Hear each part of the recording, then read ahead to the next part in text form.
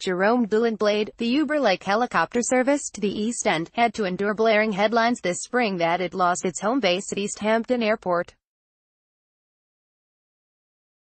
But it was just noise, as the Tony Hamlet had no right to ground the helicopter fleets ferrying Manhattanites out east for as low as $595.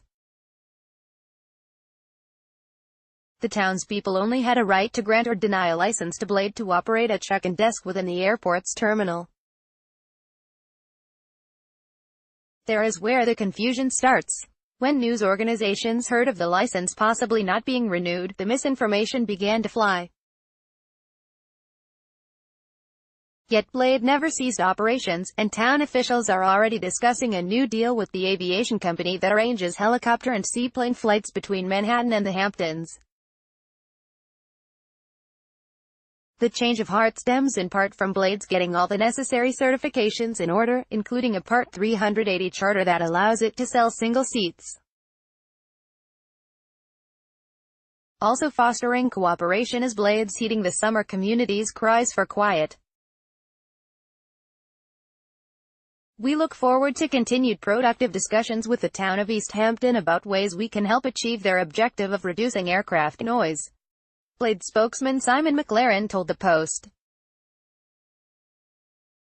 Those discussions will center on a commitment from Blade to use what it called quieter aircraft.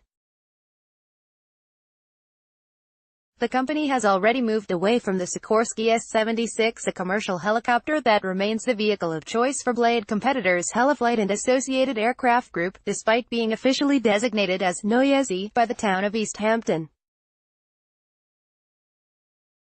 Sikorsky choppers are also favored by New York plutocrats like Michael Bloomberg, Ira Rennert and Steven Schwartzman to ferry them and their guests to Hampton's estates. This creme de la creme crowd represents the 0.1%, a Blade customer said, yet generates far more noise per person than a packed Blade flight. The latest kerfuffle this spring was not a new effort by the locals to curtail airport operating hours and noise reductions. Indeed, after adopting local laws to restrict takeoffs and landings at the East Hampton Airport in 2015, aviation interests managed to get the Second Circuit Court of Appeals to strike them down in 2016. The matter could end for good if the town elects to shutter the airport when its federal grant assurances expire in 2021.